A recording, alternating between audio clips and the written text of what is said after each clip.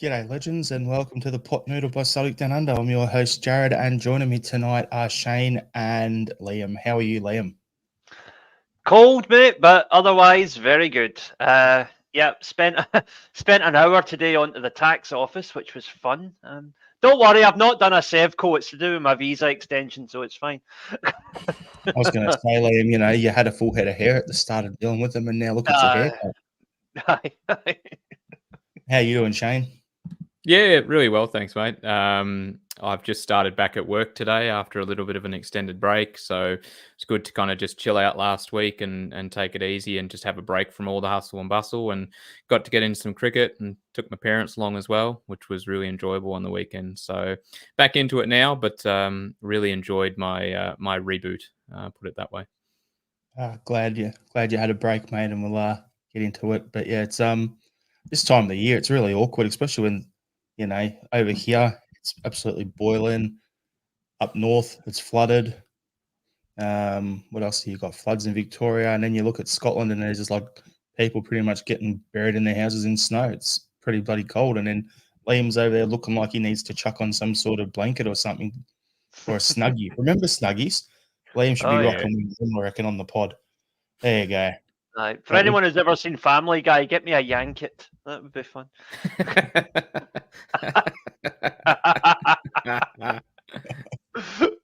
Oh, jeez. There we go. So, yeah, what we can do in the pod, it could be a long one, could be a short one. Who knows? We've got about 3 main topics to talk about, and we're going to go on some tangents and have a bit of fun. So, with I think what the game's back on the weekend coming up. So we've got the game against Bucky Thistle. So I'll talk more about that on Thursday. But yeah, I'll actually start on that with you boys and just say, how bad are you? Have you been missing Celtic? And are you looking forward to the game against Bucky Thistle, Shane? Yeah, I am.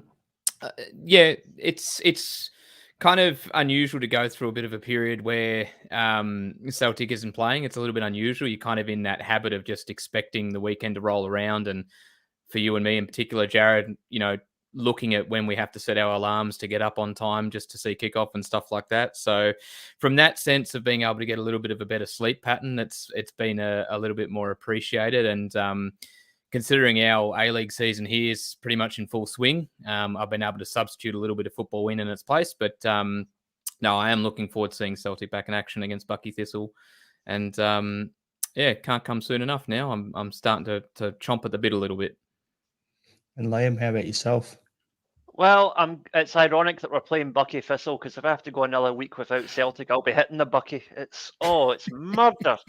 I tried to watch some English football at the weekend, and look, no disrespect to anybody if you follow English football, but by God, it's just not. It's not entertaining. It's like bloody. It's like American wrestling. It's just all flash and very little substance. So, nah, tried, didn't enjoy it. Looking forward to seeing Celtic again. Yeah, I look at the English league and I go, yep, okay, they've got tall, athletic players who can play a bit, but it's like it's not the same to me. Like I think it's the combination of everything, where it's the crowd, the atmosphere, the crowds. Like you watch an Arsenal game, it's like they're playing in a library. Mm. Man City, they have a crowd half the game, half the time. Who knows? The only ones who give something that compares in terms of atmosphere wise, I'd probably say the Geordies at the moment, but they're sucking again. So the rest of the teams, it's pretty boring watching them play. And then the style of football, it's pretty much cookie cutter football to me. Like you look at it and you've got Pep's playing a certain way, Andrew's playing a certain way, Klopp's playing a certain way. So everyone's which is that like high press, high intensity football. So now everyone's trying to get to that way. But then you look back 15, 20 years ago and Mourinho at Chelsea the first time and whenever he was there, and it was the same deal. Everyone was like playing the 4-2-3-1 and sitting back and playing counter-attacking football. So, and then when Messi was out, everyone just wanted to hold the ball. When he was at Barcelona, I know it's not England, but it's like everyone's trying to copy each other, what's working. So it's not my type of football. Give me the chaos. Give me the Scottish League. Give me the A-League. Give me the German Bundesliga. I'd rather them. At least it's a little bit mental with what's going on. So yeah, can't wait for Celtic to be back myself. And as Shane was saying, it's about looking at the the fixture, what alarm do I set? Do I set the alarm to get up, watch the game, so have 3 hours sleep, watch the game, have 2 hours sleep, get ready for work? And if I'm raging from some result or something, not sleep, and then be worn out by about 3 o'clock in the afternoon? Or do you just look at it and go, okay, instead of getting up for the 2 a.m. kickoff, I will sleep until 5, get up at 5, watch the game, leave the phone in the bedroom, watch the game. Once that's over, go get ready for work, out the door by 8, at work on time, and you're laughing. They're your options over here at this time of the year when it's 11-hour difference. So, yeah, looking forward to getting back into it and seeing Celtic play again. Actually, looking forward to the Aberdeen game more than anything when that happens, because we'll probably get down the CSC again, Shane. Yeah, it's that's I think an 11:30 kickoff, so that's one of our very few upcoming pre-midnight kickoffs again. So it's probably our only chance until the split, unfortunately. Yep, 100%. Well, the next game against Sevco will be an early kickoff as well, won't it? I think it's a Sunday though. That's right. The only thing. I think that'll be a Sunday into Monday, and it's a bit dicey to do the CSC run into a Monday morning. Or the CSC fall in your case, mate. Yeah. Yeah, explain the bruises in the morning, right? Yep. 100%. RL77 in the comments is saying for the Bucky game, let Bucky wear the hoops at Celtic Park. What do you think, Shane? Yeah, why not? Why not? Let's be generous. Let's be good hosts. Let's wear our one of our away kits. You know, yeah. I'm all for being a generous host. What do you reckon, Liam? Yeah, why not? I mean, like Shane said, it's a good chance for the. I'm sure the board would welcome a chance to parade one of the kits that doesn't usually get an airing and drum up some sales. So yeah, I think it's a win-win for everybody. I was just trying to think of what other top you could wear against them. If you could make up just a one-off game sort of top or something like that, it'd be amazing. Like, which old throwback top would you bring in for that one? If you let Bucky wear the hoops, I'd probably go the the old green one with the People's logo, something like that, maybe. Oh God, the one with the looks like a heart monitor on it. Yep, something like that. If you wanted to do that, just have a bit of a chuckle. I'd go the if we're doing throwback kits, I'd go the yellow kit from the 2002-2003 season when we had our European run. I always loved that yellow away kit. I thought they absolutely nailed it. So simplistic, but really cool. Well, I tell you the one I would go for. I think it was just a year or two before that. Do you guys remember there was a black and gold away kit? I think we wore it in a couple of Champions League games. That was a smart kit. I know the one you're talking about, the Umbro one, right? Aye. Yeah. And then basically they did that with New Balance, did a rip-off version of that a few years back.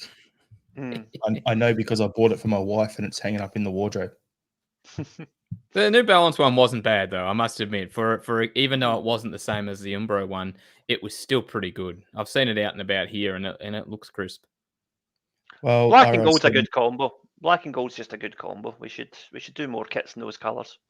No, we're all wrong, boys. All of us are wrong. RL77, the Bumblebee. Next season, what I would love to see is the normal home hoops. The Bumblebee is our away top. And then either that or a yellow one. There's one that's been bouncing around for ages, a yellow away top. That's what I want to see. But yeah, Bumblebee would be mad. I would absolutely lose my rag on that, I'm telling you. Tony Mowbray throwback.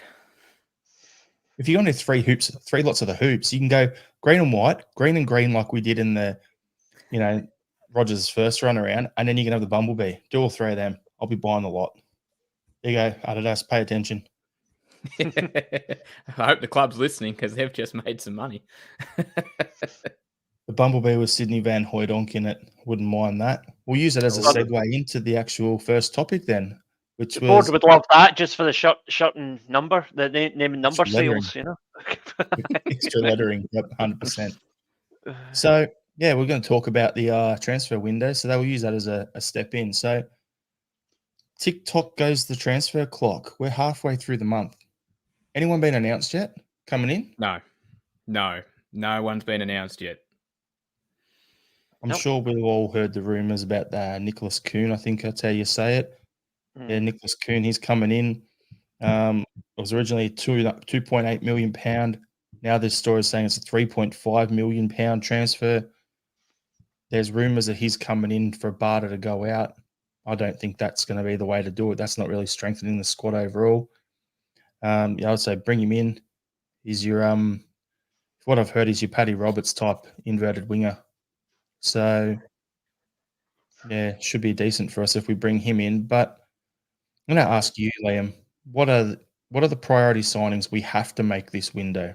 I know we've been through it on numerous pods, but as the window moves along and a couple of players go out who we'll touch on a bit later, it's like, what are your priorities? For me, there's 5 positions I want strengthened over the next 2 windows. And I'm pushing goalkeeper for me goes to summer because we're linked with Kelleher still at Liverpool.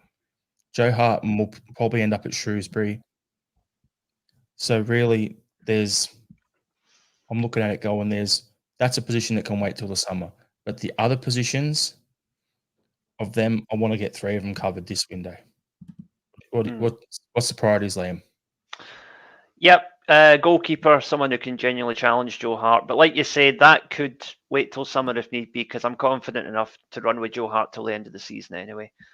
Left back, Greg Taylor needs a challenge, and Bernabei isn't it? So need strengthening there. We need somebody to take the pressure off Kyogo a wee bit, so another striker. Excuse me. And Yes, Liam. Yes. Bless you, you, my comrade child. That's the priorities for me: goalkeeper, left back, and a striker. We have got far too many midfielders. We've got too many wingers, so we don't need to worry about those. Centre back, I think we've got enough to get through at the end of the season.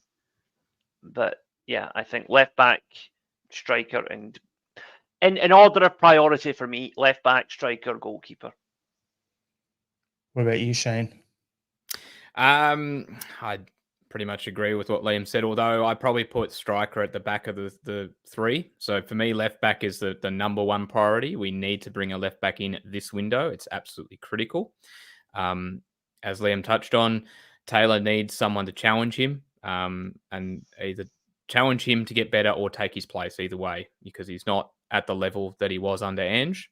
That's not necessarily all down to Greg. That is also down to Rodgers and change of system and the way that we're playing, potentially the way we're getting exposed. So it's not all down to Greg, and he's still fronting up every week, but it's not working. It's an area we need improvement.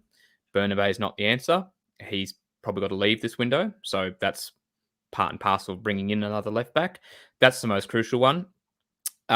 I agree that if we want a goalkeeper to step in, as in to be the number 1, that can wait until the summer. I don't think we need to move on that immediately. However, as we talked about last week, if we were looking to bring in someone like a Joe Gauci or a younger keeper, up-and-coming keeper that we want to have around as a number 2, eventually maybe move into a number 1 or challenge for number 1, I would like to see them come in this window and actually learn under Hart first and actually start to develop in this period of time before we bring in another number 1, with the expectation that they will take that kind of back seat but still be ready to come up if need be, as opposed to kind of bringing in 2 keepers in summer, which I don't like the idea of.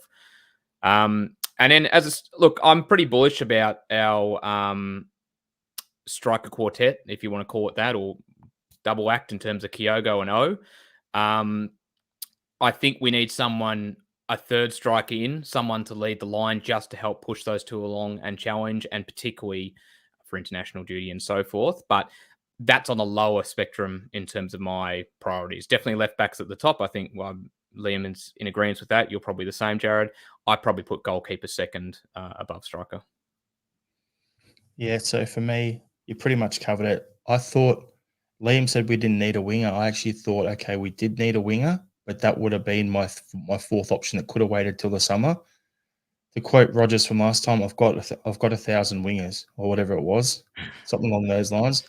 We have a lot of wings, but the ones we have aren't quality. Like there's a lot of rubbish once you get past the top 3 of them or so. So if you take Abada, Maeda, who I still think is wasted playing as a winger. So we're talking about needing a striker. Is Maeda going to be that striker and we bring in Kuhn to play on the wing? That could be an option, right? So how are we tackling it? Is it going to be a winger or is it going to be a striker? It's going to be one of those two. I wanted addressed in this window.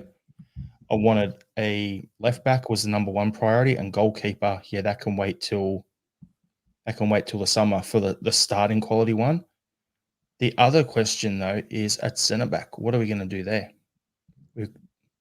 I think that position is going to be one where we're going to hold off until we sell and then bring in. Phillips is gone. Wasn't even announced that he'd departed and gone back to Liverpool. He's gone. You've got rumours of Kobayashi leaving, which we'll talk about in a couple of minutes. So you got talk of him going back to Japan. That brings us from having 6 centre backs down to 4. When you've got Carter Vickers, Scales, Naroski, Lagerbelka. I'm Welsh. We've got 5, sorry. So we got them. The rumours are Lagerbelka's out the door. Like there's teams in Italy and that who want him because Rodgers doesn't rate him. So we're down to 4. So that's the other question we'll spot. If we have 3 out, we do need to bring someone in for a bit of squad depth. I don't want us signing a player, though, if we're going to do that, to just be the 3rd or 4th option. I want someone coming in. I don't want a project signing, to use the term that everyone carries on about from the summer. I want someone who can come in and challenge Scales or Naroski for that second string centre back role alongside Carter Vickers. You're not going to get that in this window, though. So that can wait till the summer as well. Yeah, I think the problem with that is, like you say, I don't want the same situation as we have with the goalkeeper.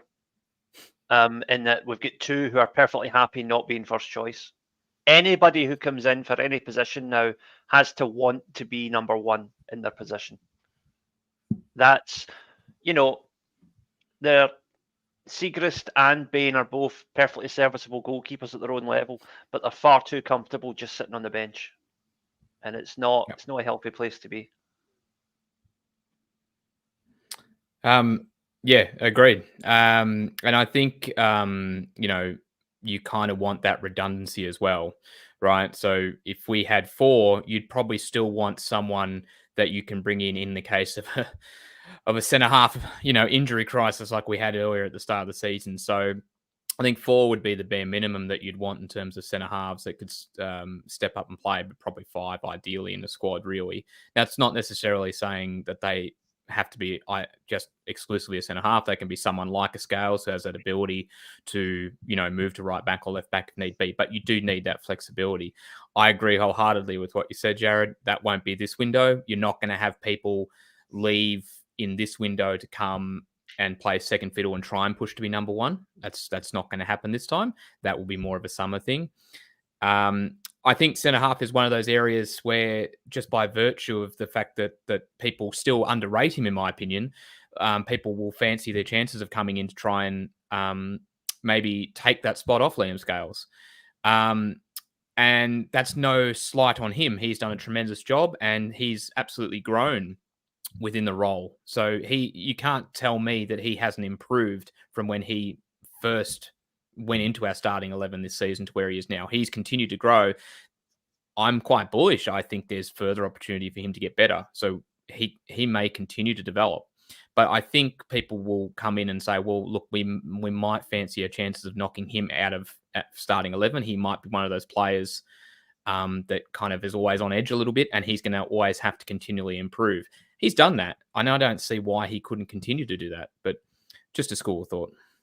I see Naroski as that one coming in as well, going he can play left centre back. So I see Naroski as challenging, pushing through it. RL77 brings up as a comment here. I'm with Alan Morrison, so up my numbers on this. Winning this particular league is a game changer. I'd be okay with some short-term signings to make sure that happens. I don't want to fall back into the old system where it was you get to the last 2-3 days of the window and then all of a sudden there's a whole bunch of loan players. I don't want that. However, what I do want is if we can't get our number one option, but our number one option will be available in the summer, then you could look at a loan as a trial to see if there's someone that you may want as a player that you could potentially have a loan to buy option. Maybe bring him in that scenario. But other than that, I'm not really a massive fan of loans in this transfer window. I'd rather get players in and develop our players for 6 months to get them ready to go for next season. But it is a massive deal getting that win, getting in the extended Champions League for next year. We'll have a look at some of the players that we brought in under Ange's time during these windows. Players who've come on to be integral parts of not only Ange's team, but the team now, right? So it would be wonderful if we could do an equivalent, but I'm not sure we'll get the same success if we're not sort of going to those same markets, to put it that way. Yeah, I think, I mean, I can definitely see the point. Like, just get this league over the line no matter what. And there's definitely something to be said for that. But, you know, as Jared says, as long as it doesn't become a habit as a one-off because of what's at stake this year, I'd be okay with it. You know, I don't want us to go back to the Freddie Ljungberg, Roy Keane, Robbie Keane days of just bringing in, you know, players who are just there for a quick payday or whatever. But John Joe Kenny. Yeah. I mean, that's the other side of it when it can go really badly wrong for you. Jeremy Tolyan, Ollie Burke. I don't want to go back to that sort of thing. And let's not forget the man, the myth, the legend, Marvin Compere. Quite literally all of those things. Yes. Hey, guess what though, Lamb? Marvin Compere's played one more game for Celtic than I have. Yep. And he's got more medals in his cabinet than most of the Rangers teams.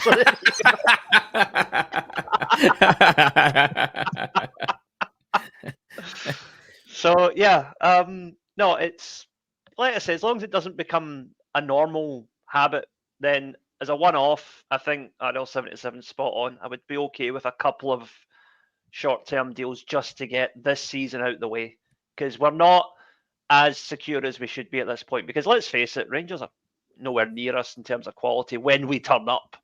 The problem is we haven't turned up often enough this season so far. The only reason it's a competition is because we've allowed it to be. And we can't allow it to become a competition and let them win the league, because we all know they're in a bit of financial struggles as per usual. Shock horror. But get into the Champions League next year, instead of it being like 30 million or whatever, you're looking at least 40 million, because it's 2 extra home games that you're going to play. So there's extra gate receipts. Plus, there'll be more TV money because you're playing, 10 games in the Champions League now instead of 6, guaranteed. So there's 4 extra games with TV money, 2 extra home games. That's crazy extra money. You don't want to give them a shot at getting themselves out of trouble, pay off all their debts, and then be ready to go at it. Because then you could open it right back up to where it's early 2000s, where they win a couple, we win a couple, they win one, we win a couple, like that. I don't want that. Let's get the foot on their throat and just crush it. Actually, just to jump back to something you mentioned before in the transfer side of things, you mentioned Nicholas Kuhn coming in, which I think from what I've read before jumping on tonight the announcement's pretty imminent. So he's 24. I had a quick look into a few highlights videos just to familiarize myself with him. And he doesn't look like a project player. I know you used that term before, and he does look like someone that could step up and play a role pretty much straight away on the limited vision I've seen. But the one thing that stood out to me, he looks quick. He is quick. Most of the highlights that I actually saw of him were basically him skinning fullbacks relatively easily. Shane, he's coming from Rapid Vienna, so there you go. There you go. He's just got it. That took a while. It took a while to click then. But no, he looks on the limited vision I've seen, he does look like a quality pickup. So I know it's another winger. It's probably not exactly what we need right now, but just on what I've seen, I wouldn't be too upset if we did sign him. Just hope the board don't make a con of it. Hey. See, I got that one. That registered a little bit quicker. Because of the accent. It's the accent. You're used to it. No, with Kun, the best thing is he's come through the youth academy at Ajax and Bayern Munich, and he's gone off and he's played. So he's got a bunch of games. He's not a project player. I look at him and like he's coming in, and I can't remember who it was, but they actually said that they played against him, and he's going to come in and absolutely tear these defenders, like the left backs, right backs, whatever, absolutely tear them apart. Like he's that quick, and he's faster foot, and he's got a good cross. So let's see. Okay, so that's all great, but let's see how good he is at putting those crosses in against 2 rows of 5 sitting back in your 6 and 18-yard box. Let's see how good his crossing is for that. But yeah, I think he looks the part. He looks like the right type of player. So yeah, I'm all for that. So what I want to quickly touch on is how concerned are you about the delays in getting players into the club this window, Liam? As concerned as I always am every January, because it's basically our raison d'etre. It's what happens. We're always, apart from that one season with Ange where we announced, the 3 Japanese players on New Year's Day, we're always slow to get things done in January in particular. But in defence of the club, I will say that it's harder to get stuff done in January because, as I touched on last time I was on, the only players you generally get are players that other clubs don't want, because it's players that they've maybe had at the start of the season, have tried for 3 months and thought, it's not really working for this guy, so let's get shot of him. Or people who are running their contracts down, a la David Turnbull. Or a third option, Liam. Yeah. Or someone who's gone on loan elsewhere, hasn't got game time because of injuries, whatever, has been recalled by their parent club and is going on loan again the second half of the season, a la Adam Montgomery. Yeah, look, Phillips is not coming back, so just stop flogging that dead horse, all right? He's gone. Not flogging any horses, mate. No, flogging horses, you can get the jail for that now, apparently. But anyway, yeah. You try getting a thoroughbred to testify. But anyway, as I was saying, I've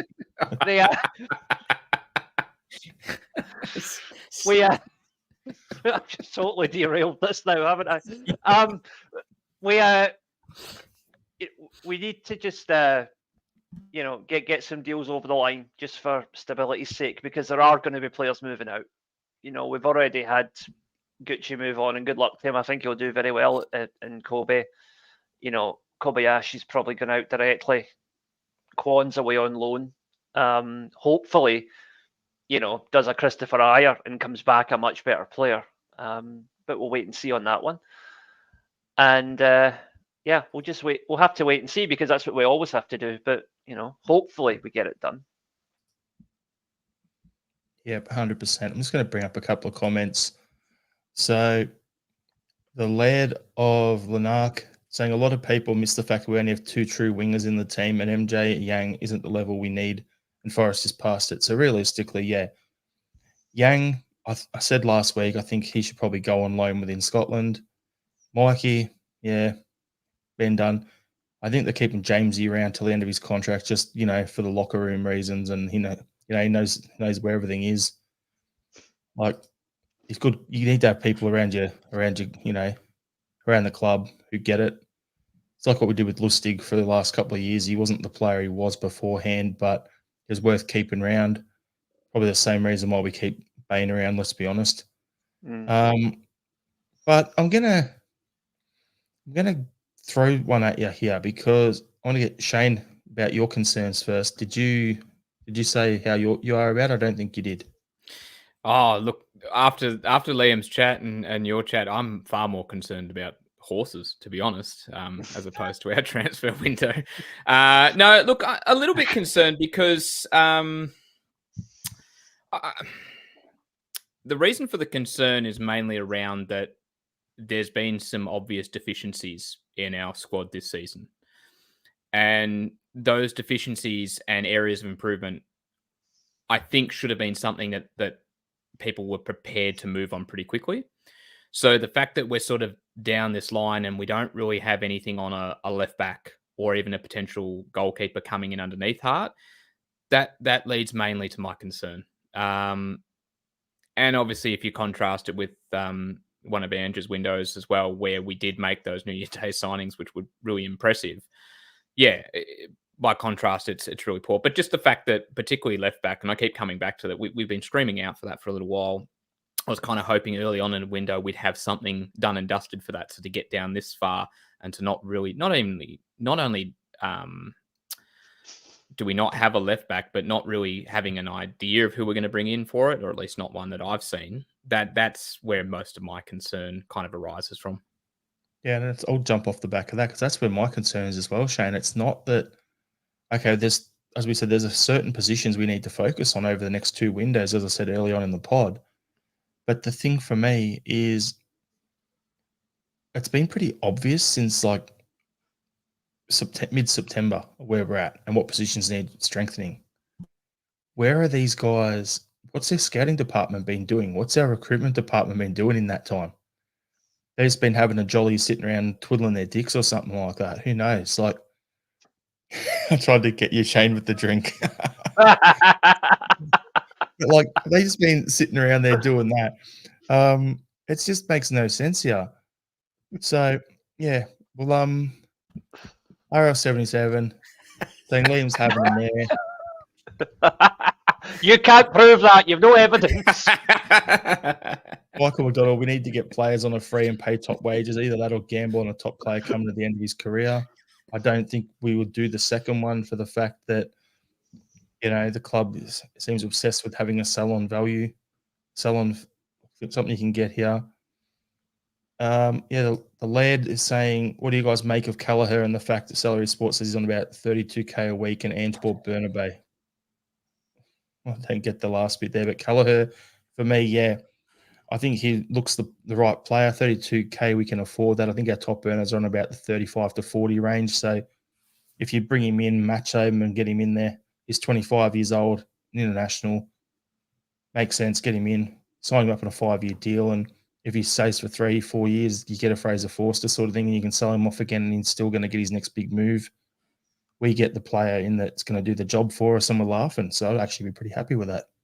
I guess there is the other situation where if there is a player who is on relatively good terms with his club and the player come to the conclusion that maybe their future is elsewhere, that we might be able to get them in this window. Obviously, it's unlikely, but there is that situation that could arise. I think the comment around Ange bought Bernabé is probably just the fact that obviously, not every transfer under Ange was perfect. And yeah, there's a few that unfortunately didn't make the cut, and Bernabé is definitely one of them. 100%. RL77 in the comments, Kelleher quoted about 20 million. Yeah, we're not paying that. So nobody's paying that for a goalkeeper, let's be real. Yep. Definitely not one that's not a starting keeper, that's for sure. No. Yeah, so it's I think we've got more chance of getting Loris Karius in than that. Last year Kelleher's deal. There you go. That's something I was going to say, Shane. Like, where you're talking about players at the moment coming in this window, if you get someone who the club knows the future is going to be moving on, who can you get on a pre-contract? Because if you sign someone on a pre-contract, then you can get them on that knockdown. And that's probably what we're going to look at with what's his name? The rumor is Callum O'Hare from Coventry, their attacking midfielder. What is he, 25 years old? That apparently we're in for him on a pre-contract deal as well. So we've signed him now to get him in the summer. So, yeah, that's the sort of player we can look at as well. Who can we get 6 months left on their contract, sign them up for next year, and go from there? I think Kelleher isn't I'm not sure if he's on the last year of his deal this year or last year of his deal next year, which means that his thing would drop down massively, much the same way that what's it called? Christie did and Edward did and I did. They all went for cheaper than they probably should have because they were in the last year of their deals. So that's something to do. But we'll keep going on with some transfer stuff. So we mentioned it earlier. Quan's gone on loan to St Mirren. Go back, get the tape, go back to last week. What did I say, Shane? He's going to St Mirren. He's going to join Bacchus and learn to kick lumps out of people Australian style. Exactly. So that's a good. I reckon that's a good spot for him to go.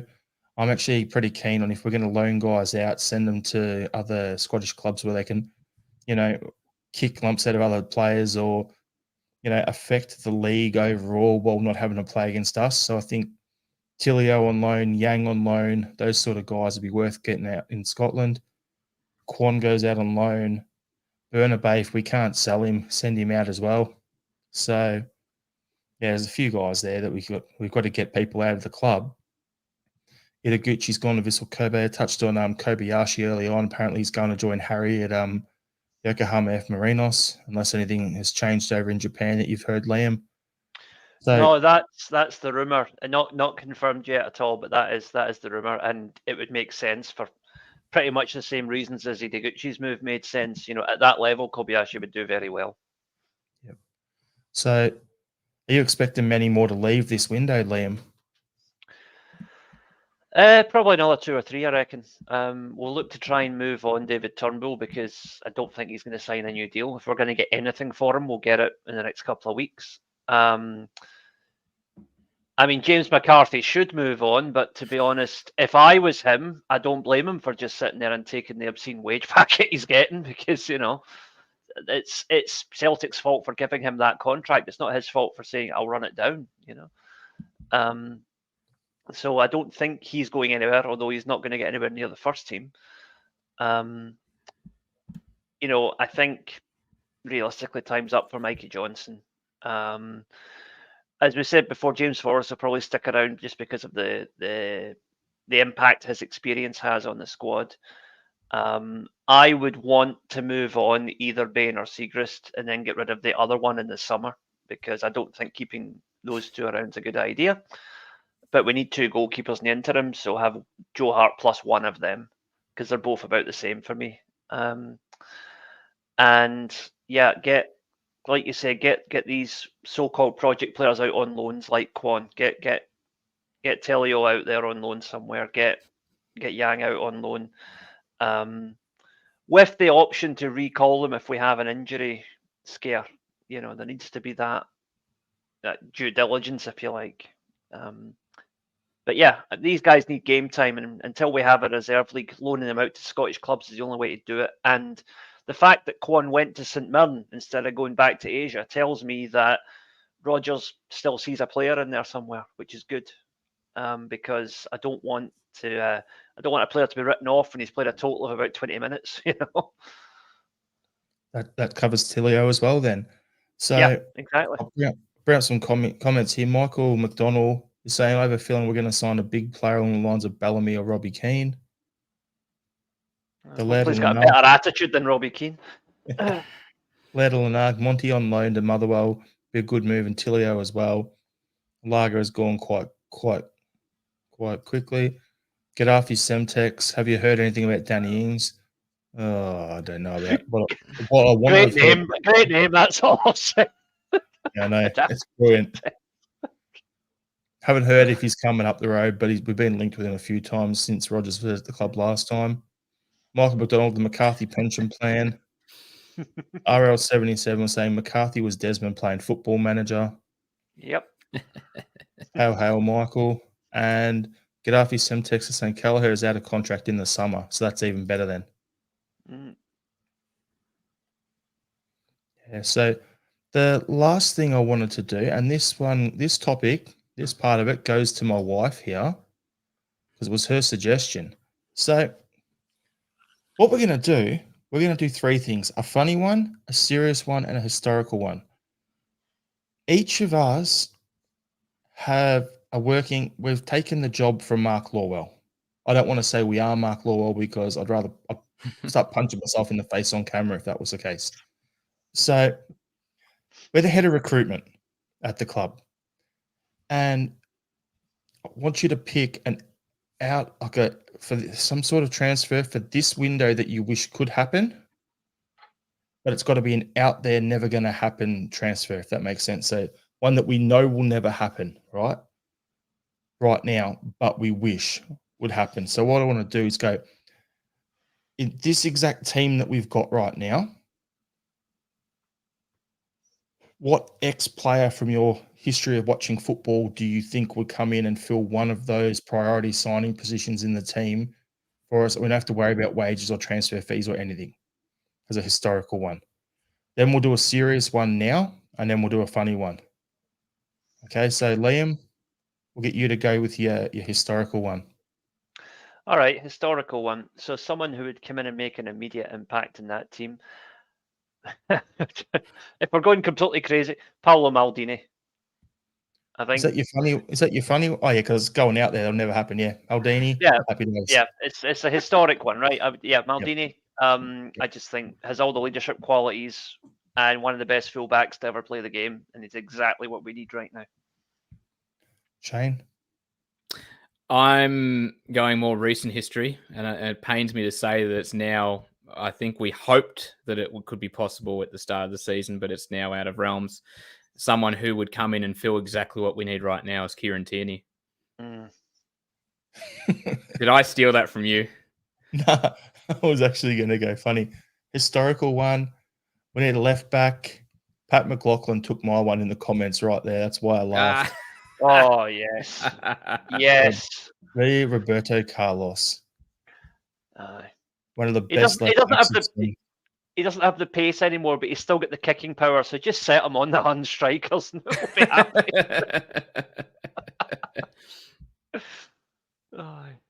What a player he was. There's a guy from Galatasaray left back, which is the newest rumour. Whereas Bartholomew Widowicz or something like that just came through in the group chat.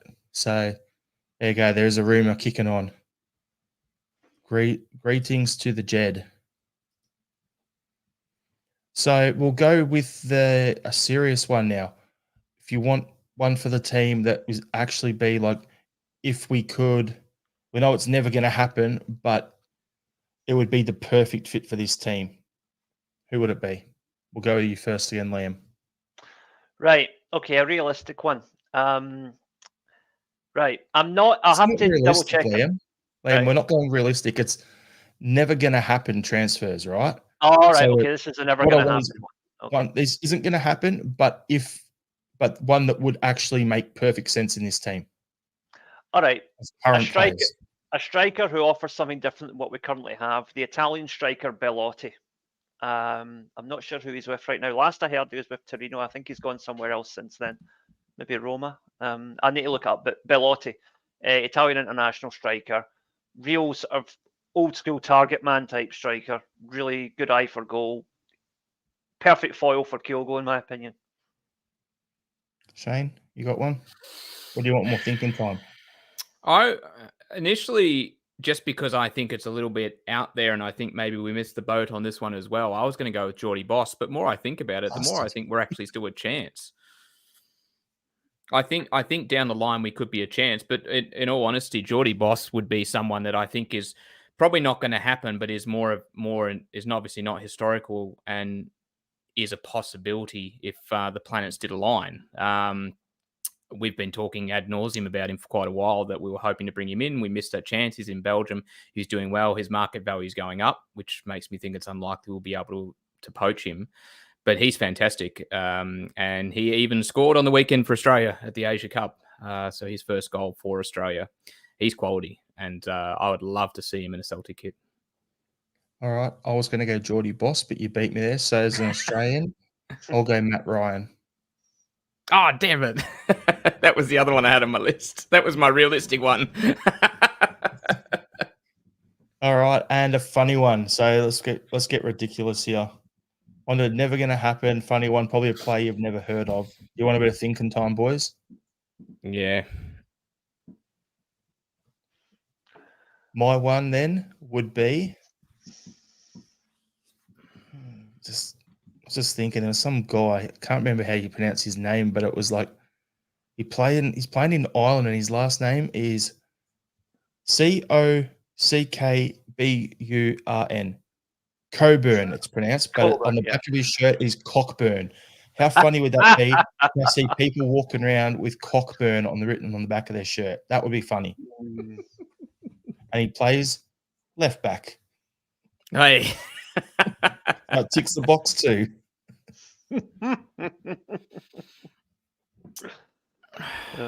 dear. I'm going to go really left field here. I'm going to get a time machine.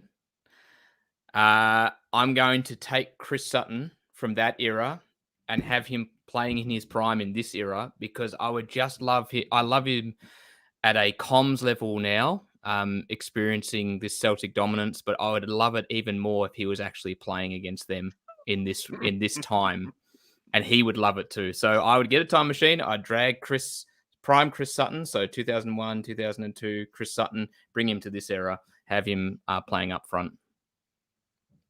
Before we let Liam bring his up, RL77, it's Morelos and loan him to Aberdeen.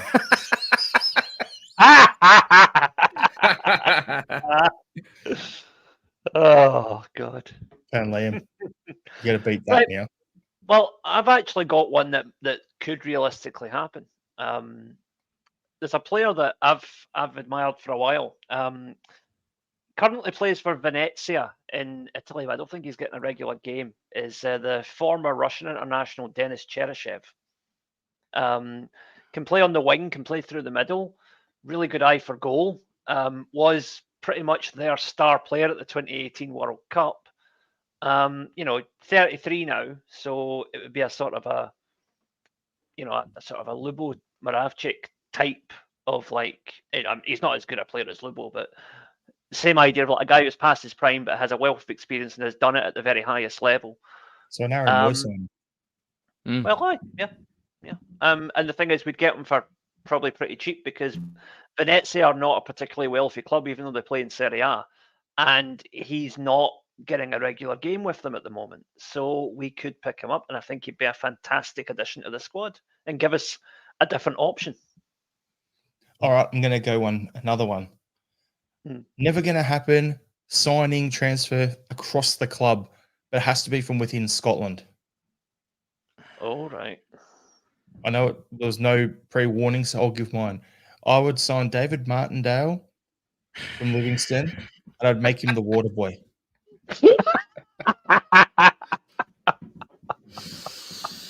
What is in that water is to be found out later.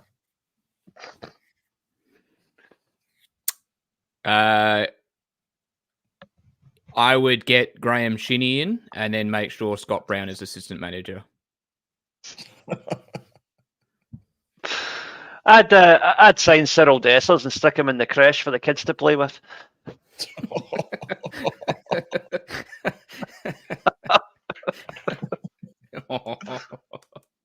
Michael McDonald to Vernier. Who's he back? Is he to back up Johnson and Ralston, right? To be the third string? Yeah. He's definitely a Johnson, isn't he? Anyway. Off the back of that stupid little one there, now we're going to go. This one is to get away. We're trying to have a bit of a laugh because, transfer stuff. We've done the serious. We'll have a bit of a chuckle to finish the pod. So what we're going to do now, and I want the comments to light up as well. If you were, let's pretend that you won the lotto. You're a millionaire, billionaire, whatever, right? And you bought out all the shares and you basically gave the board a nice heave-ho out the door, right? So there's no issue to the money. I want to ask each of you, what would be the main area of priority of action that you would focus on straight away when you came in the club running it as basically like club owner, club chairman, whatever you want to call it? So it could be anything. It could be recruitment. It could be giving Brendan a bunch of cash to spend. It could be the women's team. It could be getting good pies in the stadium, whatever. I'll go to you, Liam, because I know I'm going to give you the ground first. Everyone, tune in for Liam's rant. Me and Shane will come back in 5 minutes. 2 words: media, marketing. 2 areas that I know a wee bit about, and I think that Celtic could do far, far better. And let's get Celtic TV actually running like a proper subscription service and not like some cheap stream that some prick has put together in 5 minutes. Let's have commercial ventures in countries where we actually have an audience, i.e. Japan, Australia. Let's actually have full-time staff representing the club in these countries that know the local market and know how to maximize it. And you know what? Very quickly, we'd be bringing in a lot more revenue than we are now. So it would actually fund itself after a year or two. The problem is you need that initial outward investment, and the board are not going to do that because they're a bunch of Scrooges, let's be honest. Bastards. Yep. And failing that, I would say, okay, well, let's set aside some money and let's buy the team that's at Ibrox at the moment and allow them to continue playing. Give them enough money just to survive on the condition that they change their name to the Hun Zombies and they must play under that banner. And let's see how many of them still go and support that team because it would be fucking funny to watch. Shane, what would you do? I think Liam hit the head on, or hit the nail on the head for me, not with the last one. He didn't hit the head. He still got his pants on. He's not the loo, mate. I'll be hitting the head later on, boys, but that's another story. Oh, Jesus. Where's Pedro? Like a gibbon. Anyway, sorry. Keep going. God. Oh, wow. Liam. Oh, jeez. Go on. Horses and gibbons. There you go. That should be the pod name. The media marketing stuff's a really big thing for me, but particularly Celtic TV.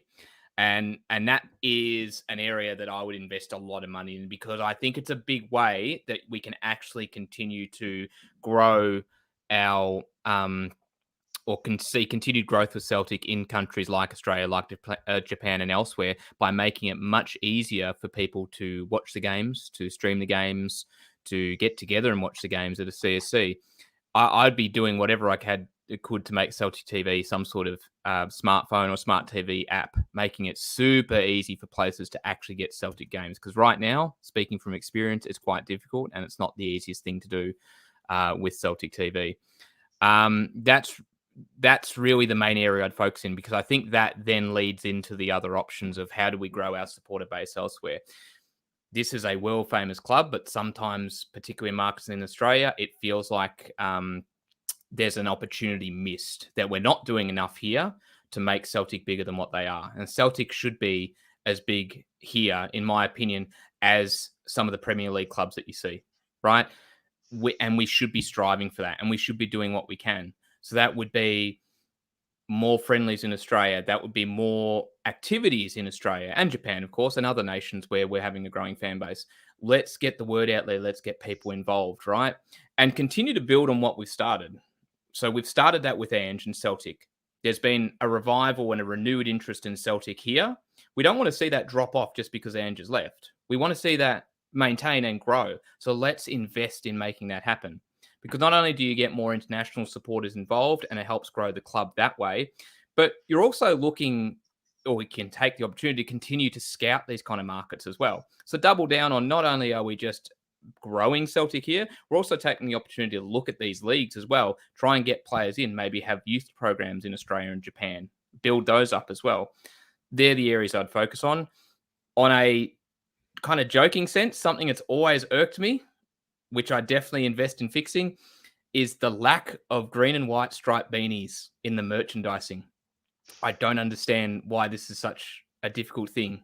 Like there may be one, but I'd love to see more actual beanies and accessories that have green and white stripes. I don't want a whole green beanie with the logo on it. I want the green and white stripes running across, right? That's what I want. So I would probably invest a lot of millions of dollars into fixing that. Priorities. Fair enough. Maybe the millions of dollars is a bit over the top, but it's you know what, we're in a jovial mood. We're talking horses and gibbons. I thought I'd just throw that out there. Fair Like, enough. you know, millions of dollars. I mean, you're talking about a market where someone could spend 12 million on Torrey Andre Flo. So, you know, I mean, money is clearly no object in Scottish football, right? So, you know, don't worry about that. I was going to My say, you get kingdom.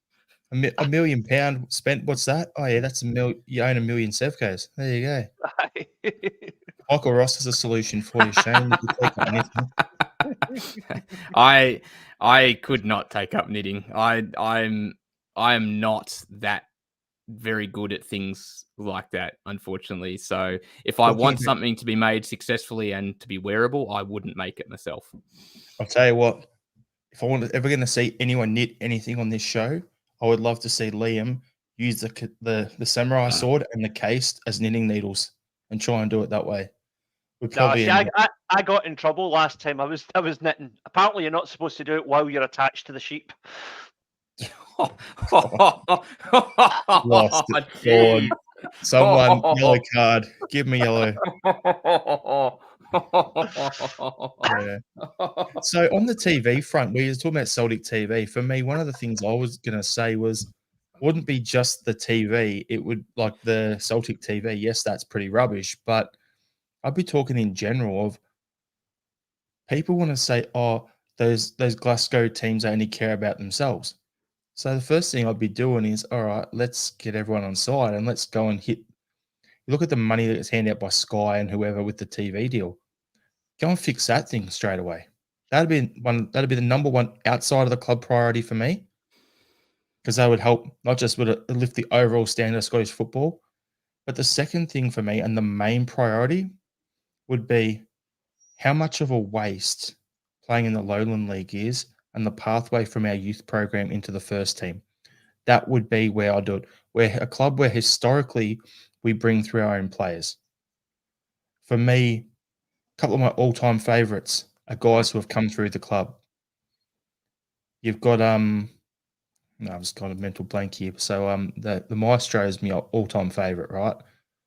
But you got like Danny McGrain. He's one there that I know he's someone who's at the club for years. I want to see more guys come through the club and spend years at the place. Kieran Tierney, you mentioned him earlier, Shane. Like he debuted at 16. It was great for me. I loved seeing Mitchell Frame debut this season. I would love for him to be our third string left back and develop over the next year. You have Taylor, you bring someone else in to challenge Charles. So those two are battling to start, and then Frame's their third string. If one of them's injured, he's the backup. I want to get that pathway working. So what I'd be looking at doing is going the City Football Club model where you buy your own clubs, and I'd probably go straight over to Holland and say, Groningen, you guys are struggling. You've had some financial issues. You wear green and white. I'll have you too. You got a good youth system there. You have our young kids can go there on loan and play in Holland for a year or two or whatever and develop there. Cool. There you go. You're our feeder club. And I'd just do something like that, and I'd set up a sort of group thing and look to find a way for our youth kids to get those regular games from ages 16 through to 21. And then at that point, bring them back over to home and get them into our team. If they're absolutely dominating in Holland, they'll do the job in Scotland and look to bring that pathway and get the guys through. I wouldn't be given, what's his name? I wouldn't be giving Rogers a big bag of cash to go and spend because, yeah, they'd probably go in his boot and he'd run down the road like in the middle of the night. Or he'd get some weird recruitment guy to come in. So Michael Ross is saying, yeah, he'd extend McCarthy's contract to 25 years. I mean, that meets the what you were saying about having someone stay around the club for a while, though. So yeah, that could work. And then we've got some of the comments about what they would do. So Michael O'Donnell would get bigger tallies. The Laird of Lanark is saying the youth team. RL77 is a heated driveway for the Celtic way. I don't know if that's a joke at Peter Lorwell or because of how icy that gets and slippery. That'd be actually good to get people not falling over. Yeah, I'm going to do this. Let's see if we get any comeback here. A bigger cistern in the North Curve so the GB can hoover their coke in larger amounts. We're talking about the soft drink, of course, for legal reasons. Of course. Yeah. Absolutely. Yeah. And so imagine being fairly new to Celtic and living abroad and having to watch Celtic TV. Yeah, that would be a bit brutal to be all things considered. Yeah. Thanks, Elizabeth. Appreciate the feedback. Yeah. I'm going to say about the Celtic TV thing, that's exactly the position my wife is in right now. And she's no stranger to disappointment, as I'm sure you can imagine. Jed's asking why are we bringing in another winger? Because as I said earlier, there's not much depth after you get through your top. You take Maeda out, you take Abada out, you take Palmer out. Who's your next best winger? Yang right now. Yang, exactly. Yeah. Or Mikey Johnson. So suddenly if you have to play Maeda as a striker, suddenly you're down to two wingers. So you need another quality one there. So I can understand it. Barry saying I'll put a few paltry million into the women's team so they could win the European Cup. That'd be amazing. Yep. Probably wouldn't even take that much. Yep. So I'm going to finish off. We'll go to our final thoughts. Now, Liam, you mentioned the American Pro Wrestling earlier in the show. Hmm. Now, just want to picture this, okay? Everyone, shut your eyes if you want to be a weirdo and just picture it. We're playing a game, end of the window, home game. All of a sudden, the disco lights, because it's a night game, disco lights come on and it goes dark. And then suddenly, boom, there's like one big bright green spotlight in the middle of Celtic Park. It's like the stadium goes dark, Undertaker comes out, right? In wrestling. Stadium goes dark, boom, it's Jota. The place would erupt. You could feel the stadium shaking from over here. RL 77 is Jota announced last day at the window, an hour before it slams shut. Boom. Oh. That would give Liam Wood, everyone. Yeah.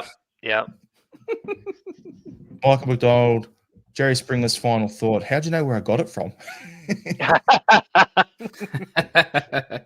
care of yourselves and each other. Yeah. And then punch on in the background. Yep, cool. Aye. So my final thought is I don't trust the board to have the brain capacity to go and do something like that. But if they had a couple of players ready to go, quality, and they're just going to go whack, whack, whack and announce 2 or 3 of them in one big spree at the end of the window and get us all doing cartwheels, jumping up and down like absolute mental patients, it would be amazing. But I don't see the club doing that. Shane, you got a final thought? Yeah, our basketball league here, the NBL, it's Pride Round coming up this week. So this is about inclusiveness and celebrating and making sure the LGBTQ community are supported and their involvement in the game is cherished and welcomed. And really, sport should be a safe place for everybody, no matter color, creed, religion, wherever you're from, what your gender, what your background is. So I'm really glad the NBL, it's the second season they've done this, and it's really good, and it's a really great initiative. I'm glad they've stuck to it, and I'm looking forward to seeing this round celebrated properly. And before Liam does here, Mahesh is saying stories about Jota going to Italy. They also said he was going to Ajax the other day. Laird Lanark saying we're not going to sign any massive players. Now, Liam, before your final thought, I want to put a disclaimer out there to the RSPCA and whatever other societies there are globally.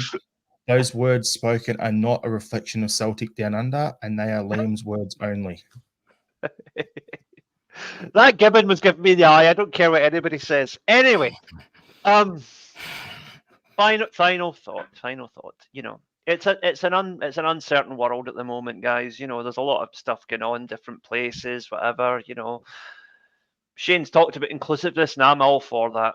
You know, Japan is a bit of an unstable place sometimes, but you know what? I can foresee a future. Men and women, black and white, young and old, we're all going to live together in peace and harmony in Chinese concentration camps.